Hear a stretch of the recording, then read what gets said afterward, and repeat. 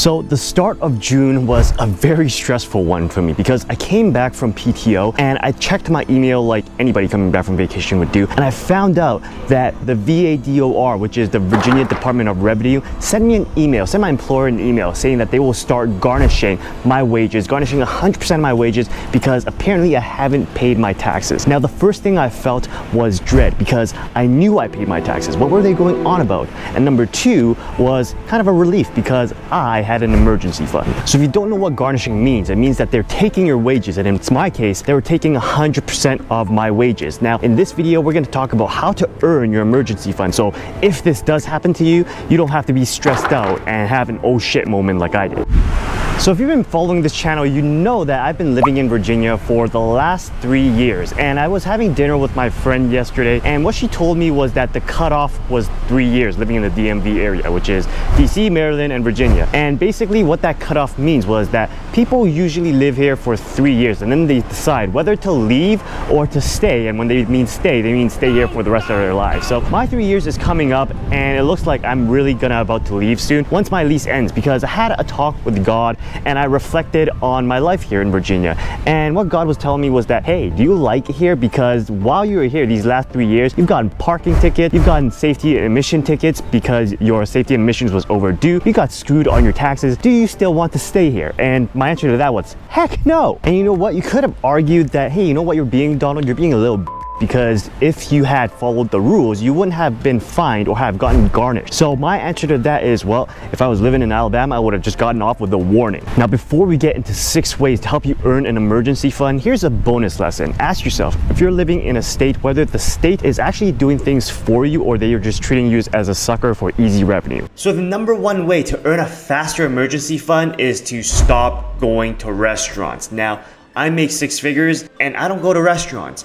Now, 3 days ago, I went to a restaurant with a friend, and the catch here is I had a $50 gift card, so I didn't spend any money at all, so it was a win in the end. Now, we had 3/4 pounds of meat, and we found out at the end of the day that that meal was $36. And at that point, I thought, holy cow, inflation is on crack. Because I lived in Alabama for 5 years, and 3/4 pounds of meat does not cost you $36. Now, if you recently went out to a restaurant and at the end of that restaurant experience, you felt that the bill was a scam for what you paid for, let me know in the comments below so all of us can skip that restaurant and know what to avoid. So number 2 is to stop eating meat for protein. Eat beans. And this is gonna sound crazy for a lot of you guys, but basically for 3 days of the month, I basically eat meat during those 3 days, and it's leg quarters, chicken quarters, right? Because that's the cheapest part of the chicken. The rest of the days, I eat beans. Now, if you watch a bunch of YouTube videos saying that that is not a balanced diet and that is not good for you, I would have to disagree with that. Because number one, anyone would agree with me that meat prices are much more expensive compared to bean prices. I mean, comparing them is like comparing God to an ant. And you guys, if you don't like beans, you have not had red beans and rice yet. Number 2 is when I eat meat, the next day I actually struggle on getting up from bed. I don't know if it's something to do with how the meat was produced, but always, whenever I eat meat, I struggle getting out of bed. But when I eat a vegetarian diet the night before, getting out of bed is as easy as that. Now, with all that said, I do recognize that all our bodies have different needs because all our bodies are different. So try what works for you. Number 3 is to not buy coffee at coffee shops. Now, when I first moved to Fairfax, Virginia, what I found next door was a Panera Bread. And what I didn't know was they actually had a sip club program, which is $12, and you could basically go there and get as many drinks that you would want. And I felt that this was probably the most cost-efficient way to go to a coffee shop and have coffee because you're not spending any money other than that $11.99 per month. After doing this, I kind of understood where Graham Stephan was coming from because he does not buy coffee from coffee shops. He makes his own coffee. I literally made my own coffee this morning from the Airbnb. So what I have here is a 340 gram bag of coffee that I bought from Lidl for like $3.99. This would last me 90 days. So if you work out the math, comes down to 4 cents per cup of coffee. And for those of you guys who say, I like to go study, I like to go do my work at coffee shops like Starbucks, here's a trick.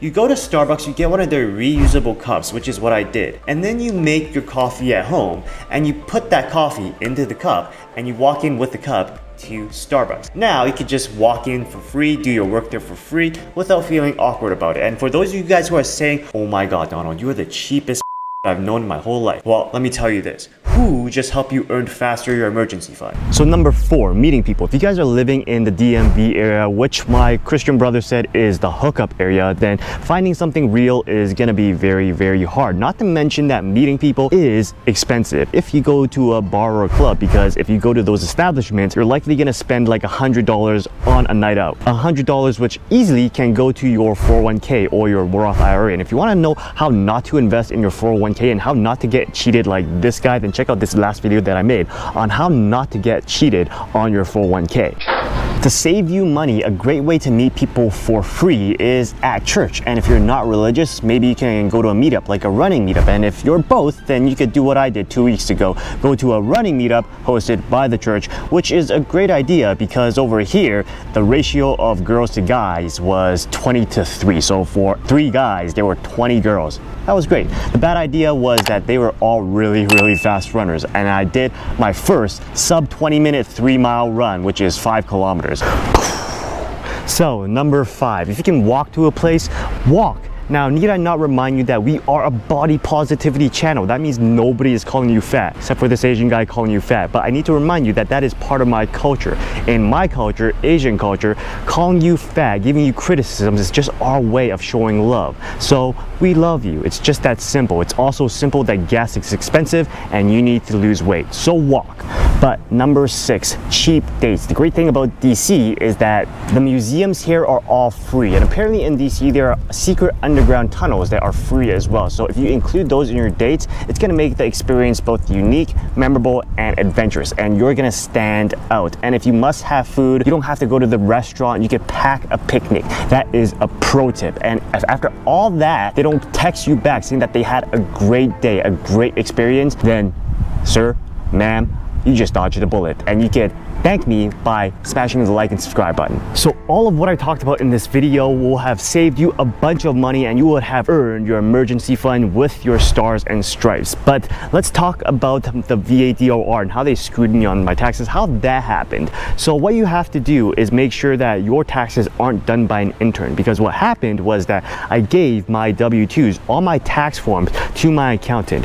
And what they did is they gave that to the intern. The intern forgot to submit one of my W-2s, the one for Virginia State, to Virginia. So what Virginia thought was that I never paid my taxes, when in fact I did. So long story short, they adjusted what I owed, which they thought was $8,000 to $800. And this all happened because the intern forgot to submit my W-2 for the state. So the lesson here is that if you are hiring an accountant, make sure that you have in your contract that your taxes cannot be done by an intern. That will save you the headache that I went through and the stress that I went through when I saw in my email that they were garnishing 100% of my wages. I wonder what girls think of me for making my own coffee and going to Starbucks. I'm glad that my audience is 97% male.